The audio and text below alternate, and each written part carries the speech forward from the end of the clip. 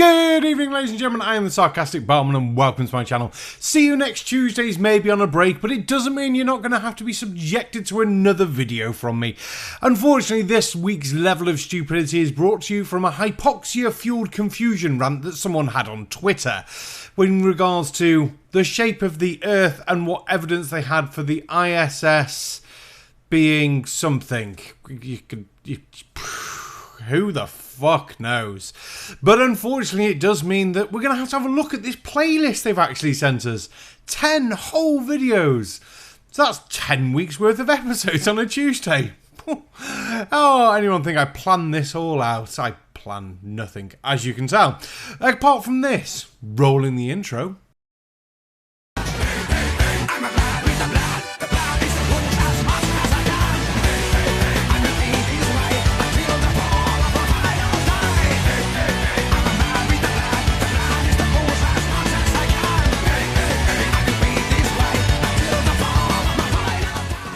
Hello everybody, you are listening to Feed Your Mind, and today we will discuss the connection between the Antarctic Treaty and NASA. This discussion will cover Admiral Byrd and his Operation High Jump and his deep freeze missions in Antarctica. So to begin our research, let's start with Admiral Byrd. And so it turns out this guy, he was reported to be a Freemason. What does him being a Freemason have to do with absolutely anything? During the 1920s, when Byrd became a master Freemason, around 3% of the American population were Freemasons. That's not a number to shy away from, really, is it? No. You're just going to use it to call him a liar without having to have any evidence, because you can just say, look, he was a Freemason, therefore he's a liar. I think you are. We're going to need booze.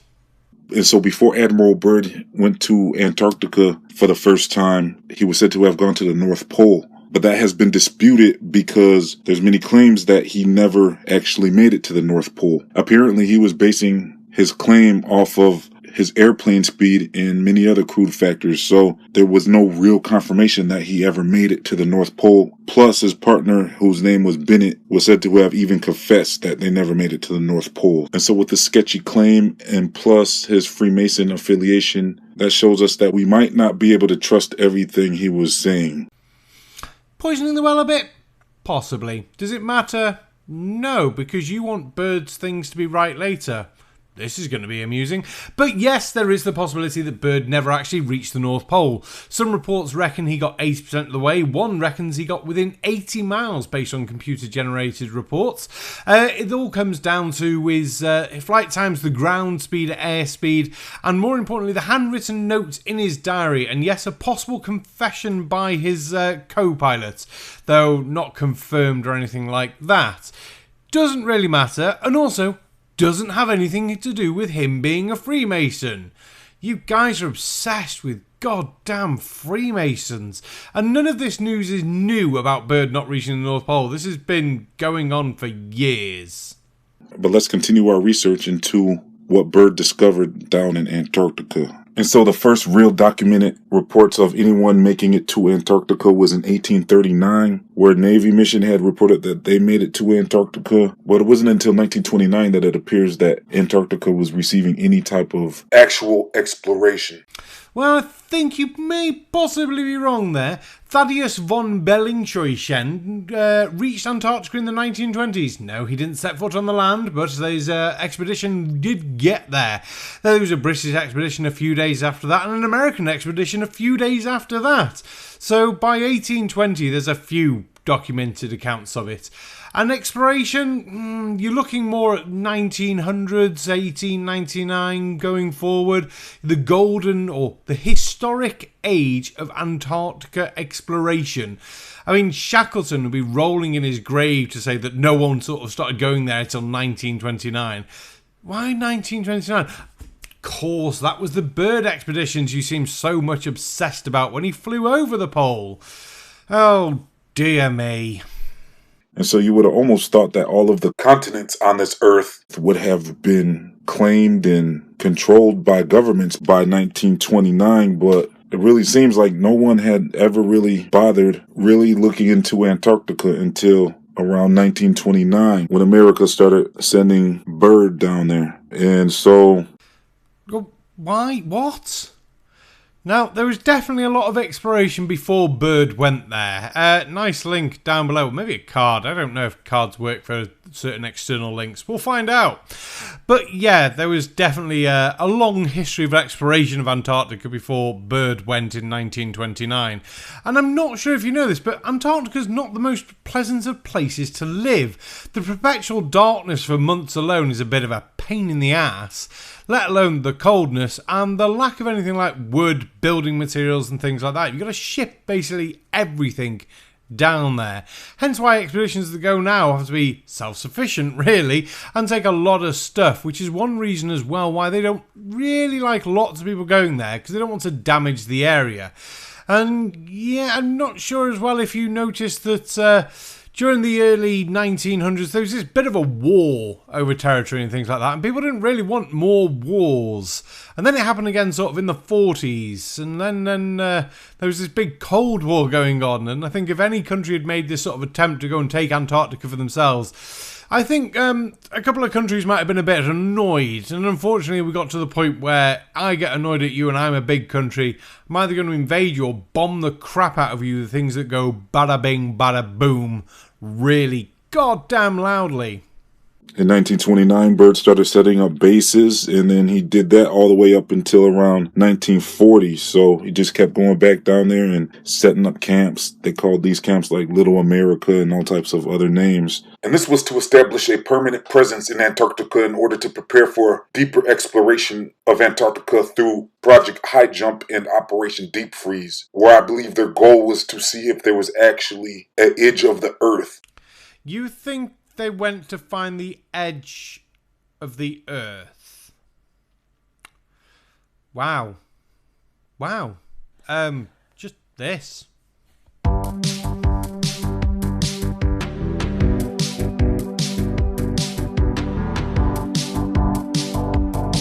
Congratulations. That was one of the stupidest things that I've ever seen anybody post on the internet before. Yeah, I have no idea how long that clip runs for. So, what the heck was I saying? Yeah, so 1946, they definitely didn't go to find the edge of the goddamn Earth. By that point, I think the first globe would have been around 400 odd years old. We'd worked out a long time ago what the shape of Earth was. We've been flying and making maps and sailing around the Earth for even longer than that. You'd think the trips where they circumnavigated Antarctica would have given them a bit of a hint that maybe some maps were wrong because of the time and distance it actually took them. But no, obviously everyone lied about it till 1946. What was going on in 1946? Oh yeah, the end of the Second World War had been not long year before that. Maybe, just maybe, just thinking outside the box here, you never know. With the escalating tensions with Russia, maybe a nice training ground in how to conduct yourselves in sub-zero temperatures might be quite handy, with the possibility of having to invade a large country that has terrible winters. So working out tactics, the best way to move, and checking that your equipment works in the fucking cold might be a good idea. Yes, there's going to Alaska, but you've got the problem with that sending a large force of troops to Alaska at the time, when rising tensions are already going on with Russia, could be... Several days later. That's what they said on the Watergate tapes. Now, let's continue with the rest of this video.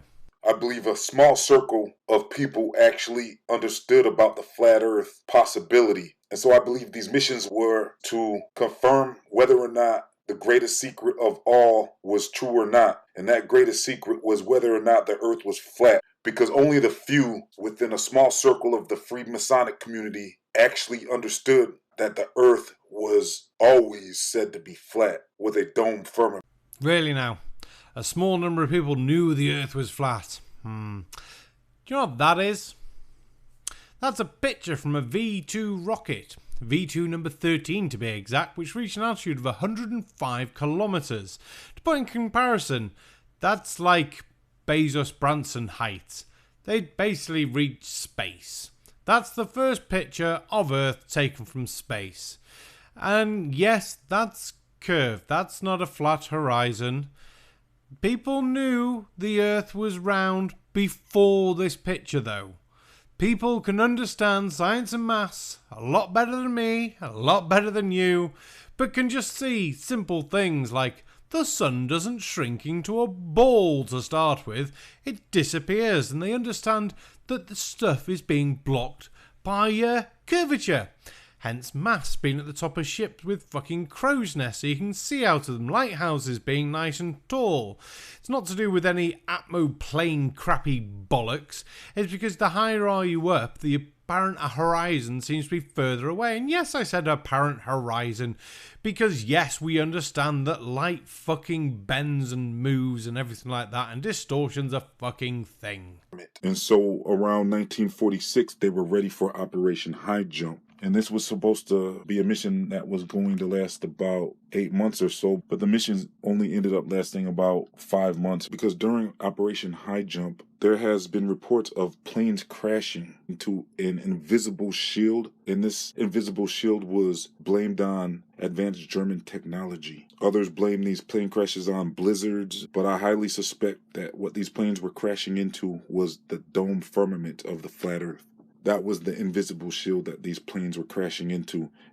Advanced German technology, a dome, alien hostiles, or a blizzard. I wonder what caused that one singular plane to crash. That'll be the goddamn blizzard then, won't it? Now, yes, there was only the one crash, and you keep saying planes like there was many. There was some helicopters that went down. One just as it took off the carrier and just hit a downdraft, crashed in the water. Not good. Crew was recovered straight away. No problems. Another one that came to touchdown had an ice-up problem on the rotary blades. Crashed into the water, crew recovered completely, all nice and quick. Unfortunately, the helicopter had no float, so it sank. It was gone. And the third loss of an aircraft, while it was on the deck of a ship, came loose, crashed into another aircraft on the deck of the ship, and then went overboard. Yeah, I really see that advanced German technology at work, and that magic dome power. Knob. It even sounded like Admiral Byrd at first thought these planes were being shot down, because he released a statement after Operation High Jump and was warning the U.S. that there was hostile forces in Antarctica. And so there's no way that they would let Admiral Byrd say that planes were crashing into invisible shields. And so his official statement was that there was hostile forces down there. And so Byrd warned that the U.S. should protect itself against a possible invasion from the polar regions. Nowhere. Absolutely nowhere, apart from on a couple of crazy conspiracy websites. One that talked about the battles between the US forces and the Nazi base that's also in Antarctica, where the Americans got beaten and they went back every season for another round and having a go and things like that. And the Nazis were using technology far beyond American comprehension until the Americans nuked it. Can I find any reference to Byrd saying there were hostile things in Antarctica? I think Byrd just understood the idea that Russia might be able to invade over the poles and come through Alaska and probably just bomb the shite out of Canada and come straight through, because why the hell not? It's Canada. Who's gonna miss it? And so after that, about 7 to 8 years later, Admiral Byrd was sent back down there for the deep freeze missions. And so pretty much any mission that deals with Antarctica after Operation High Jump was called deep freeze. And there was several deep freeze missions, but the first missions were somewhere around 1955 to 1958. So basically it sounds like this deep freeze mission was to establish a permanent presence in Antarctica.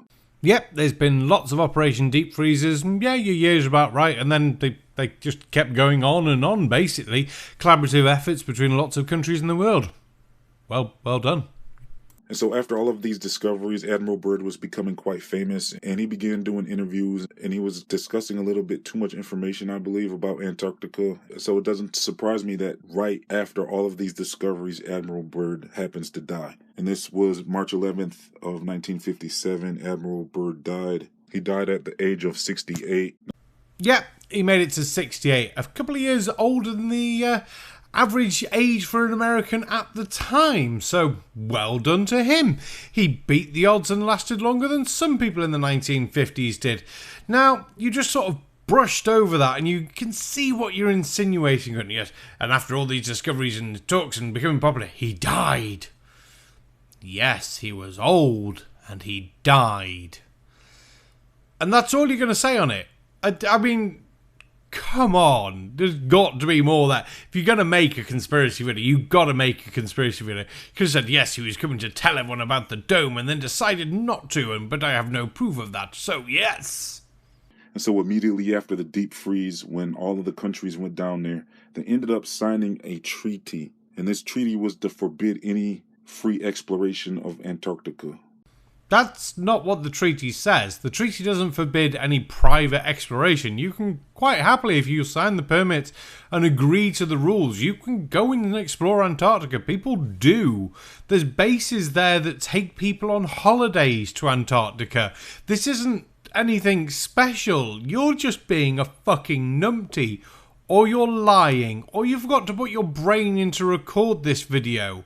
Or what I see as more important, you didn't do any research and you've listened to another flat earther who says you can't go to Antarctica. So on a flat Earth, Antarctica is the outer ring, which would mean that it's much more massive than what we have been previously told. And so with 53 countries, they could easily surround the entire Antarctic area. And so that's basically what it said they did, because all of these 53 countries claim portions of Antarctica as their national territory. That's a different sort of weirdly set up map you've got there. Very, very weird, the way you've got Antarctica sort of stretched and round and things, but a bit different to anyone else, because normally they're like properly round and things. You've gone for a really weird style there. But more importantly, there's a boat race that goes around Antarctica. It's 14,000 miles long. That's like half the distance of the equator. Doesn't work. None of this stuff works for you, and at the moment you're just talking out your ass with no evidence. Provide something. I've started skipping through the video because I've realised how long we've been going for. Fucking hell. But it's not just the Antarctic Treaty that happened after Admiral Byrd's discovery. Just about 5 months before the Antarctic Treaty was signed, NASA was formed, out of all things. And so it's pretty obvious that something was found in Antarctica. With the timing of everything, with NASA being formed just months before the Antarctic Treaty, it seems like it's a connected thing, because if Admiral Byrd found the dome firmament in Antarctica, the governments knew that they had to form a program that was designed to keep anyone from discovering the dome ceiling of the flat Earth. And then the Antarctic Treaty was designed to keep people from discovering the outer ring of the flat Earth. And so with the timing of how NASA formed right before the Antarctic Treaty, which was right after Admiral Byrd died, which was right before his strange missions in Antarctica, it was all within the same chronological time frame that this all took place. And so when you look at the timeline of it all, it really starts to connect a lot of dots, and you can see how it is pretty clear that the flat Earth dome firmament is being hidden from you. I had to chipmunk him. I couldn't put up with it anymore. And to be fair, that was a long bit, and it was worth letting him talk for all of that shit. So 5 months here, Antarctica, and NASA, and things. Yeah, we'll just ignore Sputnik the year before, shall we? Probably the more important reason that NASA was bloody formed, don't you think? No? You seem to have a very big lack of understanding of the social, economic, fucking makeup of the world during the 40s, 50s, 60s and 70s. The Cold War as a whole and everything going on. It's nuts. I'm sure if we brought up the fact that there have been flights that have flown over the South Pole to go around the Earth is really going to fuck with your sort of idea. The boat race to go round there. The fact you can go on holiday and go to the South Pole. The actual sodding fuck. You just presented nothing. You had the nice silly pictures in the background, and that's about it. The scary thing is, there's 9 videos in this series. This was just the first one on the list. To Heather, who shared this, the actual fuck, you think this is evidence? Seriously, this is fucking bullshit of the highest fucking degree. Basic level of checking things out would tell you it's fucking bullshit. Oh, well, this is Tuesday's video done at least. There'll be another video, hopefully Thursday, on our favourite anti-vaccine crazy Botox lady. 10 points down below if you can guess who that's gonna be. Oh, fuck. But that's it. It's time to go. Good night.